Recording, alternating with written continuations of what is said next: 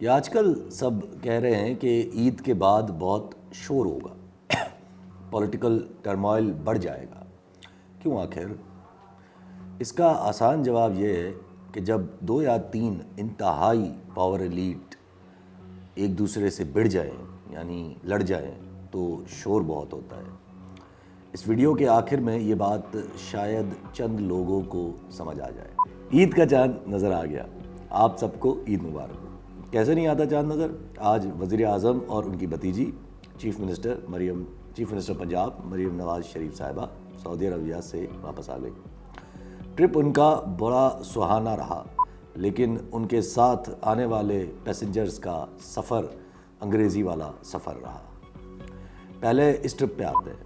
کیا نکلا اس ٹرپ سے؟ $5 بلین، محض $5 بلین۔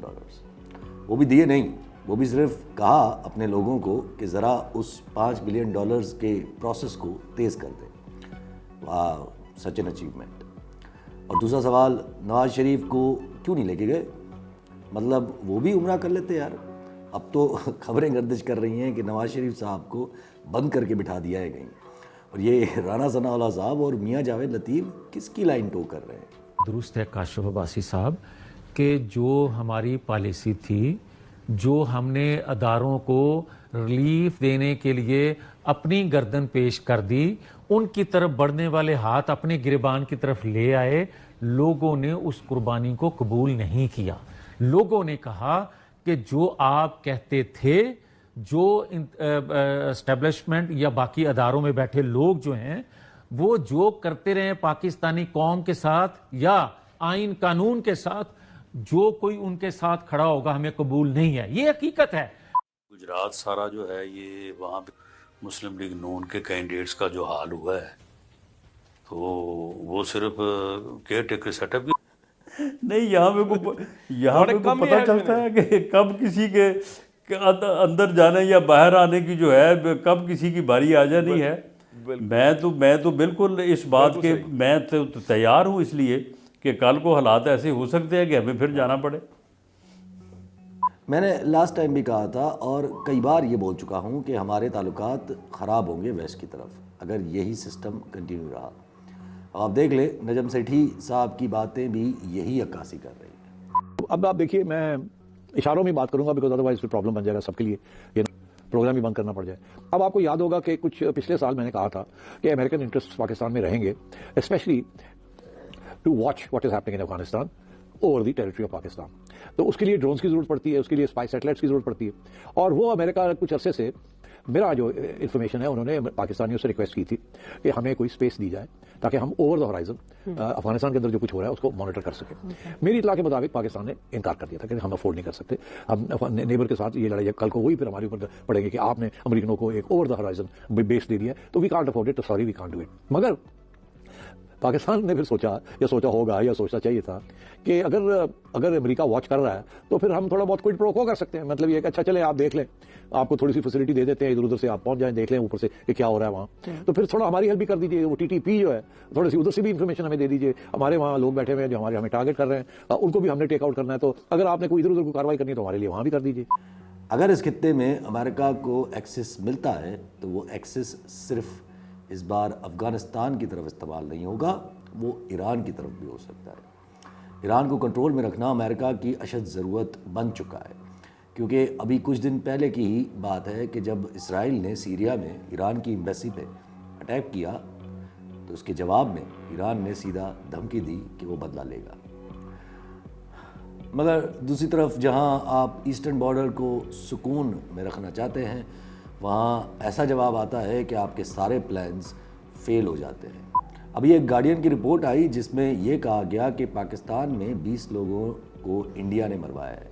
پاکستان میں اس کے اگلے ہی دن انڈین ڈیفنس منسٹر اس بات کا اعتراف کرتے ہیں کہ جی ہم نے تو مروایا ہے۔ ہماری فارن منسٹری نے اس بات کو دنیا کے سامنے اعتراف جرم کہا تو امریکہ بھائی جان کا بیان آ جاتا ہے کہ پاکستان اور انڈیا تحمل کا مظاہرہ کریں۔ کر لیں تحمل کا مظاہرہ، اتنے سالوں سے سبھی تحمل کا مظاہرہ کر رہے ہیں۔ ججز کے خط کا کیا ہوا بھائی؟ اتنے تھریٹننگ لیٹرز آتے ہیں جس کے اندر کیمیکل تھا، اس کی انویسٹیگیشن کا کیا ہوا؟ ایسی انویسٹیگیشنز عموماً 1-2 دن میں سالو ہو جاتی ہیں.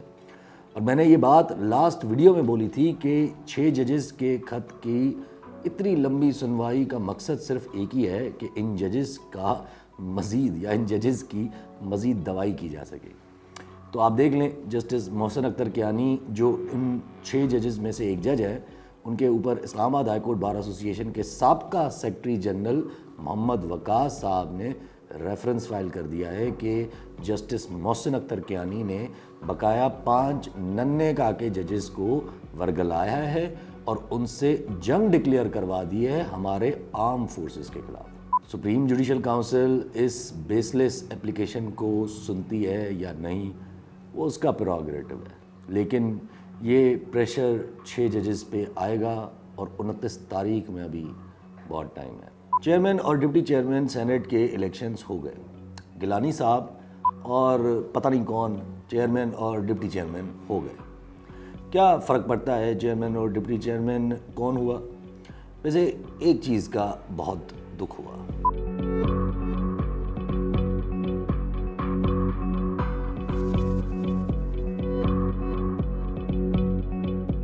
بہت محنت کی تھی کاکڑ صاحب نے. بگٹی صاحب چیف منسٹر لگ گئے بلوچستان کے، نقوی صاحب انٹیریئر منسٹر بن گئے پاکستان کے، اور کاکڑ صاحب. ویسے انٹرسٹنگ ہے کہ سینٹ جو نمائندگی کرتی ہے وہ ہے 4 صوبوں کی. اس میں ایک صوبے کی طرف سے آدھے لوگ الیکٹ ہی نہیں ہوئے تھے، جس کا مطلب سینٹ پوری طرح کانسٹیٹیوٹ ہی نہیں ہوا تھا. لیکن بس ہماری پولیٹیکل پارٹیز کو صرف کرسی نظر آ رہی تھی.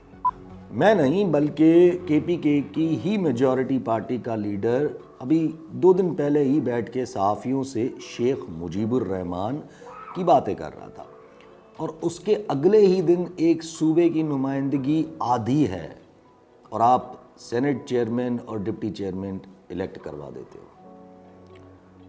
ویسے عمران خان کی ان باتوں کے بعد آج کسی کو امید تھی کہ بشرا بی بی اور عمران خان کو عدت والے کیس میں آئی ہوئی سزا معطل ہو جاتی ہے؟ ظاہر ہے نہیں.